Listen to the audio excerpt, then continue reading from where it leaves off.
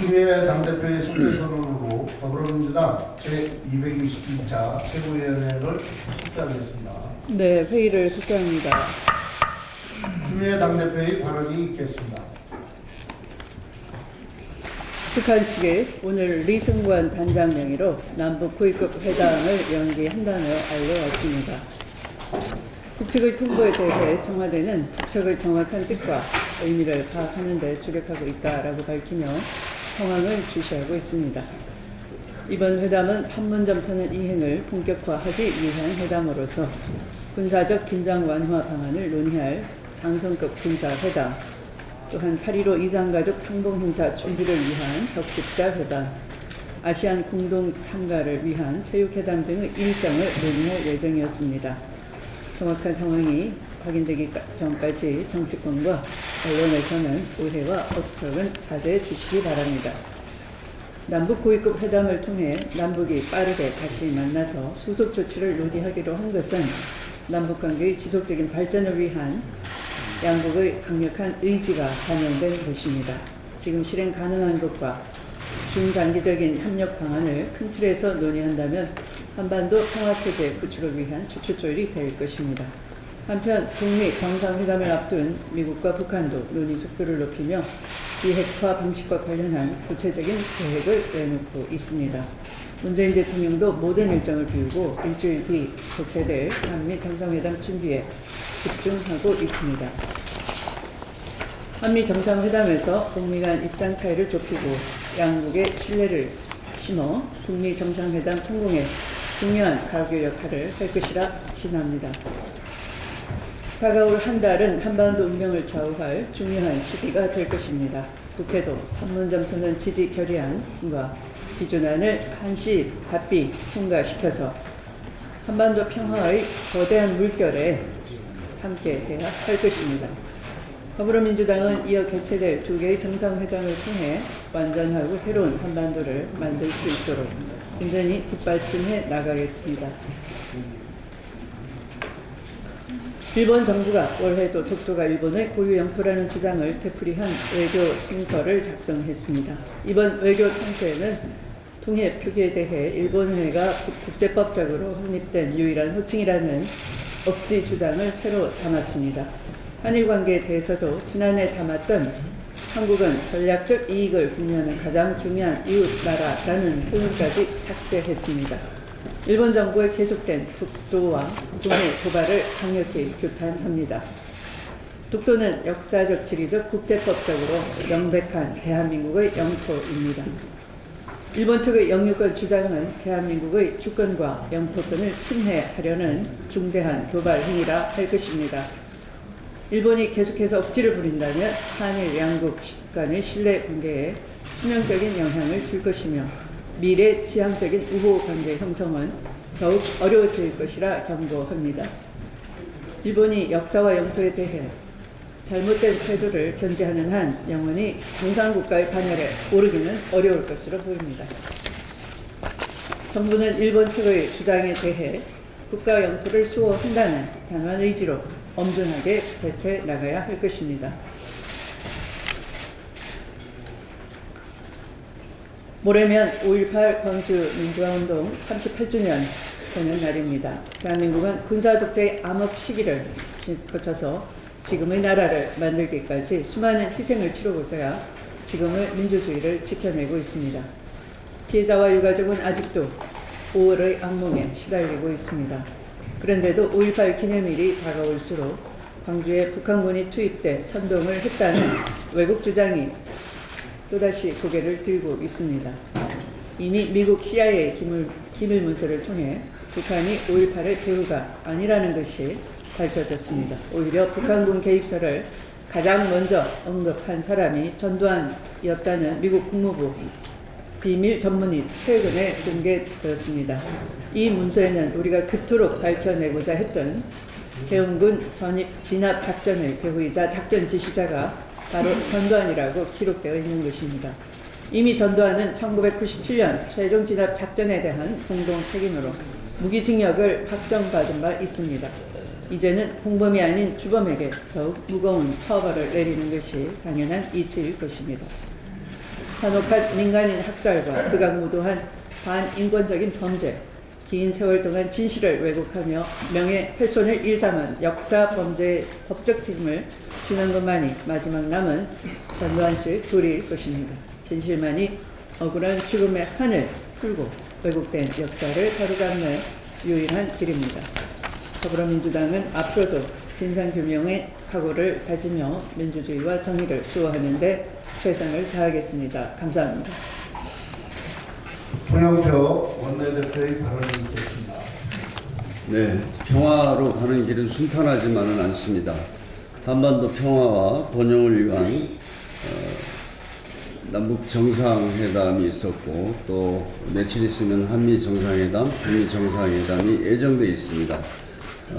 갑자기 새벽에 남북 고위급 회담이 취소되어서 많은 분들이 걱정하고 계시지만 미국은 바로 북미 정상회담의 준비에 문제가 없다는 입장 발표를 했습니다.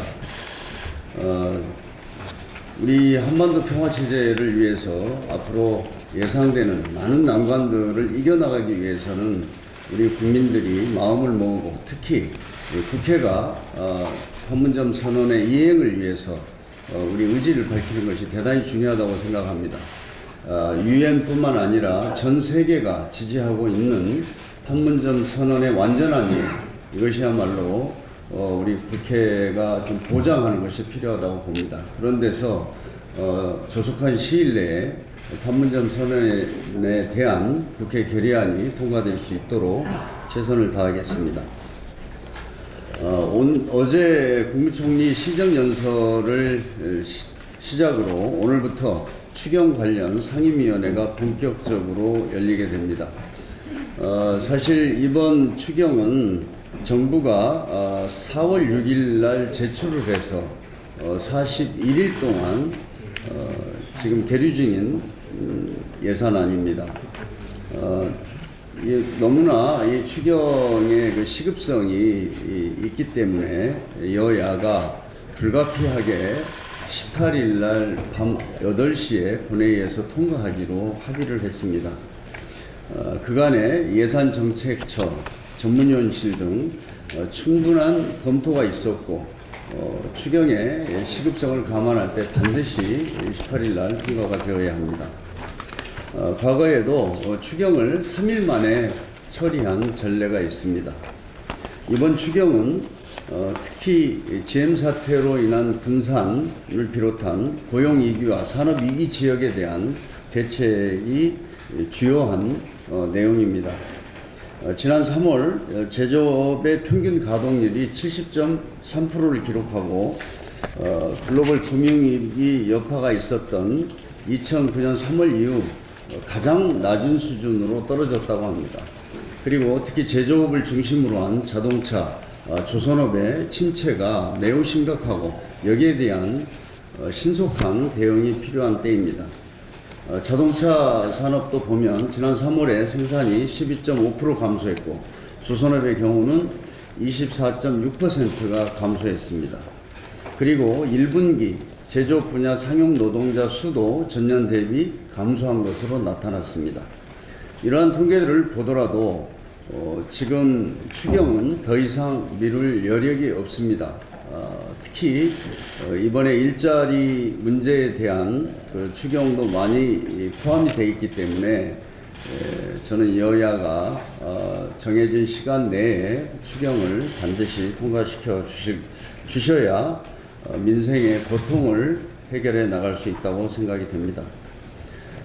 지금 나머지 그 여러 가지 합의에 대해서 그간에 논의됐던 여야 간의 합의를 최종적으로 정리하는 작업을 하고 있습니다.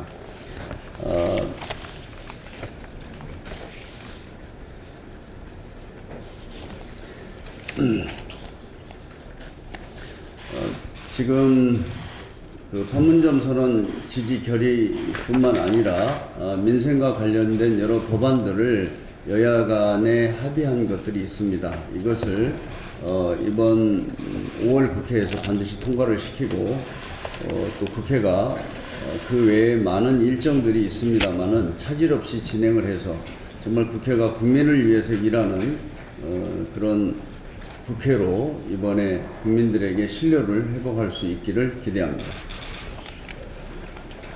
박안조 최고위원의 발언을 듣겠습니다.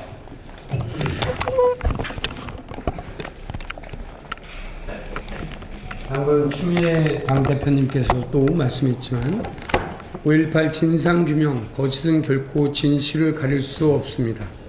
그동안 제대로 규명되지 못했던 5.18 민주화운동과 관련된 내용들이 서서히 진실의 퍼즐을 조각을 맞춰가고 있습니다. 최근 5.18 당시 미국 국무부 비밀 전문에 따르면 전두환 씨가 전남 도청 진압 작전을 지시했다고 합니다.